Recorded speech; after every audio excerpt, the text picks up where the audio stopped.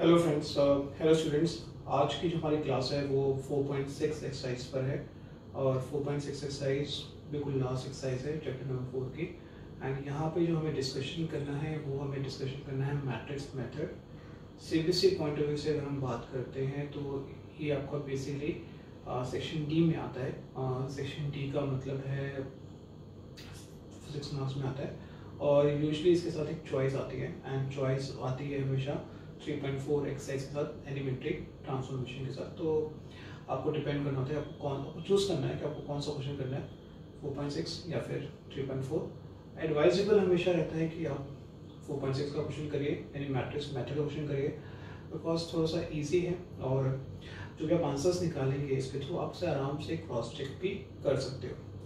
तो matrix method बोलते हैं system of linear equation solve करने के लिए बोला जाता है यूजिंग मैट्रिक्स। बहुत सारे नाम है बट कॉमनली जो यूज़ किया जाता है बोर्ड एग्जामिनेशन में या फिर सीबीएसई में वो आपका है matrix method. 4.6 exercise question number 7 से हम स्टार्ट करते हैं और क्वेश्चन नंबर 7 में आपके पास इक्वेशन गिवन है 5x + 2y = 4 and 7x + 3y = 5। तो ये दो तरीके से पूछा जाता है, या तो 2 इक्वेशंस में वेरिएबल x और y के अंदर या फिर 3 इक्वेशंस में x y z के अंदर। करने का तरीका ऑलमोस्ट सेम है, डिपेंड करता है कि अगर 2x2 का मैट्रिक्स है बनेगा अगर हमें 2 वेरिएबल दिए जा रहे हैं, अगर 3x3 का मैट्रिक्स बनता है अगर हमें 3 वेरिएबल दिए जा रहे हैं। वर्किंग ऑलमोस्ट सेम है। तो ऐसे 2x2 का 2 इक्वेशंस हमें दिए हैं, आपको इसे कुछ कंस्ट्रक्ट करना है इस तरीके से, जैसे कि x के जितने भी कोफिशिएंट हैं आप उसे यहाँ लिखोगे फर्स्ट रो में, फर्स्ट कॉलम में, और y के कोफिशिएंट को आपको लिखना है यहाँ पे इस तरीके से। ठीक है, x का कोफिशिएंट फर्स्ट कॉलम, y का coefficient second column. In case अगर थर्ड होगा तो उसको थर्ड कॉलम में डालना है। फिर यहाँ पे लिखना है इसको इस तरीके से x, y, और यहाँ पे आप इसे लिखोगे 4, 4 और 5। ये आपकी प्रेजेंटेशन प्रॉपर रहेगी। ठीक है, अब यहाँ पे इसको हम बोलेंगे a हमेशा, इसको x and we call it this as b। ठीक है, तो first is a, second one is x and third one is b। a को बोलते हैं कोफिशिएंट मैट्रिक्स, बिकॉज आप यहाँ पर कोफिशिएंट को कलेक्ट कर रहे हो। x को बोला जाता है वेरिएबल मैट्रिक्स एंड b को बोलते हैं कांस्टेंट मैट्रिक्स, बिकॉज यहाँ पर हम कांस्टेंट को कलेक्ट कर रहे हैं। तो ये तीनों का नाम है a, x, b, और इसे लिखा जाता है इक्वेशन इस तरीके से ax = b की फॉर्म में। राइट, अब तो स्ट्रेट आ गया, a मिल गया, x मिल गया, b मिल गया। अब आपको निकालना है a इनवर्स। अब a इनवर्स निकालने के लिए, अब मैं सिंपल बोलूँ a इनवर्स निकालना है। अब a इनवर्स निकालने के लिए जो पैरामीटर्स हैं वो है, सबसे पहले आपको mod a निकालना है, फिर आपको एडजॉइंट निकालना है, उसके बाद a इनवर्स निकालना है। तो ये जितने भी पहले हमने स्टेप सीखे हुए हैं 4.5 तक, ये सारे आपको रिपीट करने हैं। तो लेट्स स्टार्ट इट। a आपको आपके पास दिया है और आपको इक्वेशंस के थ्रू आपको a इनवर्स निकालना है। सो a आपके पास था, यहाँ पर था 5, 3, 7, 2। सबसे पहले मैंने mod a निकाला, 15 - 14, 1 ≠ 0। a इनवर्स यहाँ पर एग्जिस्ट करेगा। उसके बाद हमें निकालना है adjoint of a। Adjoint of a 2x2 combine है, बहुत सिंपल है, आपको सिखाया था 2x2 कैसे करना है।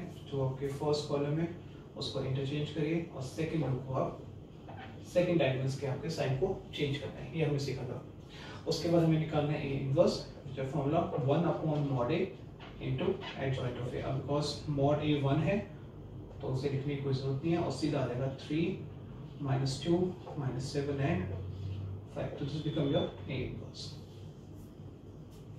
तो 2x2 में थोड़ा सा इजी होता है बिकॉज यहाँ पे एडजॉइंट आराम से निकल जाता है। 3x2 लेंथी होता है बिकॉज उसमें कोफैक्टर्स आपको निकालने पड़ते हैं, फिर आपको एडजॉइंट निकालना पड़ता है, उसके अकॉर्डिंग इसकी वेटेज मिलती है। 6 मार्क्स का क्वेश्चन भी उसके अकॉर्डिंगली आता है। आपको सॉल्व करना है इस क्वेश्चन को आगे। स्टार्टिंग में हमने लिखा था ax = b, ये अपने स्टार्टिंग में लिखा था। जो अपने मैट्रिक्स को डिफाइन किया था, a को डिफाइन किया था, x को डिफाइन किया था, अपने b को डिफाइन किया था। तो अब यहाँ लिख रहे हैं ax = b। अब नेक्स्ट स्टेप क्या है हमारा इस क्वेश्चन में, बिकॉज a इनवर्स एग्जिस्ट करता है तो मल्टीप्लाई करते हैं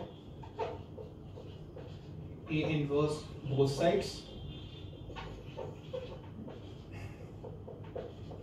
ए B is equal to A inverse, यहाँ पे ए, यहाँ पर एक्स आएगा, यहाँ पे ए इनवर्स इंटू बी आ जाएगा। इसको आप ऐसे लिख सकते हो A inverse into A, bracket हमने इंटरचेंज कर दिए, यहाँ पे एज इट इज, कोई डाउट नहीं है। अब ये मैं आपको सिखा चुका हूँ, एक रूल मैं आपको सिखा चुका हूँ कि ए इनवर्स इंटू ए को आप आई लिखते हो, so I into X is equal to A inverse into B, और आई को अगर किसी भी मैट्रिक्स से मल्टीप्लाई करते हैं तो सेम मैट्रिक्स बन जाता है, यानी एक्स आ जाएगा which is A inverse into B. So पहले हमने लिखा था ए एक्स बी के इक्वल है, और अब हम लिख देंगे सीधा X is equal to A inverse into B. तो पेपर में आपको ये वर्किंग दिखाने की जरूरत नहीं है, ये वर्किंग आपकी अंडरस्टैंडिंग के लिए है। अब डायरेक्टली आप यहाँ से यहाँ पे आ सकते हो, आप करना चाहो अप टू यू, बट कोई जरूरत नहीं है, आप डायरेक्टली पुट कर सकते हो, बिकॉज आप स्टार्टिंग में मेंशन कर रहे हो कि ए इनवर्स एग्जिस्ट करता है, तो फिर हमें कुछ उसमें अलग से बताने की जरूरत नहीं है। सो बिकॉज एक्स आपका ए इनवर्स बी के इक्वल है, इसको मैं हटा देता हूँ यहाँ पे, एक्स मेरा ए इनवर्स इंटू बी के इक्वल है।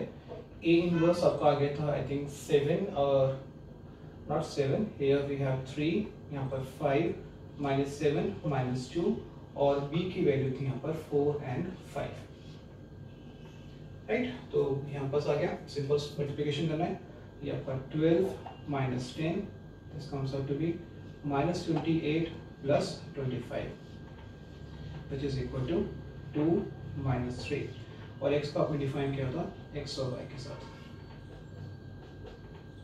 ये ऐसे चल रहा है। तो अगर कंपेयर करेंगे तो x आपका आ जाएगा 2, y आपका आ जाएगा -3। तो मैट्रिक्स की हेल्प से हमने x और y की वैल्यूज निकाल ली, राइट। सो बहुत ईजी है, तो बिल्कुल कुछ ज़्यादा खास नहीं है, ज़्यादा खास कैलकुलेशंस नहीं है, बस थोड़ा ध्यान रखना है हमें कि जब क्वेश्चन अटेम्प्ट करेंगे तो छोटी छोटी चीज़ों का हमें ध्यान रखना है। अगर 2-3 क्वेश्चन से 4-5 क्वेश्चन आप प्रैक्टिस करोगे तो आराम से स्टेप्स क्लियर हो जाएंगे, ठीक है। तो this all about 2x2, 2 equations वाला। अब नेक्स्ट करते हैं 3x3 वाला, ठीक है। ओके, अब बात करते हैं क्वेश्चन नंबर 15 में। ए आपको दिया हुआ है और 3 वेरिएबल की इक्वेशन, हमें 3 इक्वेशंस गिवन है, एक्स वाई जेड आपको निकालना है। अब यहाँ पे यूजुअली होता है कि आपको सिर्फ इक्वेशन दी जाएंगी, आपको ए निकालना पड़ेगा, आपको एक्स निकालना पड़ेगा, आपको बी निकालना पड़ेगा, बट यहाँ पे ऑलरेडी उन्होंने एक्स ए को दे दिया है, थोड़ा सा काम आसान हो गया है। बस क्या करना है, हमें एक्स निकालना है, तो हमारे पास आ जाएगा एक्स वाई जेड 3 वेरिएबल वाला, और बी यहाँ पे जो कॉन्स्टेंट मैट्रिक्स है दैट बिकम 11 -5 -3, ठीक है। सो एक्स आ गया, आपके पास बी आ गया। नेक्स्ट स्टेप हमारा क्या होगा, इसके अंदर हमें इसमें सॉल्व करना है, ए इनवर्स निकालना है। तो ए इनवर्स निकालने के लिए सबसे पहला मेथड होता है मॉड ए निकालना। सो पहले मॉड ए निकाल लेते हैं। So using the sign convention use a mod A which is I think 0 आ रहा है, यहाँ पे प्लस करेंगे 2 और प्लस 5 करेंगे, in fact this become not 2 -2, and this is 1 which is comes out to be -1 not equal to 0, a inverse exists, right। so यहाँ तक क्लियर हो गया। so mod a हमारे पास आ गया -1 which is not equal to 0, a inverse मेरा exist कर रहा है। अब मुझे इसका निकालना है, इनवर्स निकालने के लिए नेक्स्ट फैक्टर है वो आपको निकालना पड़ता है इसका एडजॉइंट। एडजॉइंट से पहले आपको निकालने पड़ते हैं कोफैक्टर्स निकालना, एडजॉइंट निकालना, ये ऑलरेडी हम सीख चुके हैं। तो मैं डायरेक्टली यहाँ पे एडजॉइंट लिख रहा हूँ, आपको उसे सॉल्व करना पड़ेगा। हमारा इसका ट्रांसपोज या फिर एडजॉइंट, उसके बाद मुझे निकालना है ए इनवर्स। तो मैं यहाँ पे ए इनवर्स निकाल लेता हूँ which is 1/mod a into adjoint of A. So negative times of 0 -1 2 -2 -9 23 1 -5 and 13। Perfect. So आप चाहो तो नेगेटिव को अंदर ले जाओ, अदरवाइज बाहर भी इसको छोड़ सकते हो। आपको ए इनवर्स मिल गया,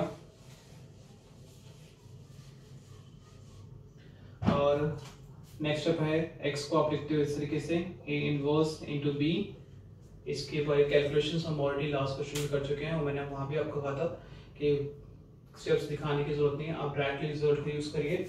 ए इनवर्स इतना है, मैं आप नेगेटिव अंदर लेके जा रहा हूँ और ये आपको बन जाएगा 0 1 -2 is 2 9 -23 -1 5 -13 और b की जगह आ जाएगा आई थिंक यहाँ पे जो b हमें दिया हुआ है वो है 11 -5 -3। ओके, तो when you solve it in the way of solve करेंगे तो आपके आंसर 1 2 3 आ रहा है और यहाँ पे हम लिख देंगे x y z, therefore x is equal to 1, y is equal to 2 and z equal to 3. Done. That was 4.6 exercise. Rest question भी ऐसे ही है, कोफिशिएंट्स को चेंज कर दिया है, कांस्टेंट चेंज कर दिया है, मेथड सारा का सारा सेम ही है। प्रैक्टिस करिए इन क्वेश्चंस पे बिकॉज 4.6 के क्वेश्चंस आपके बोर्ड एग्जामिनेशन में सेक्शन डी के अंदर हमेशा आते हैं। थैंक यू बेटा, थैंक्स लॉट।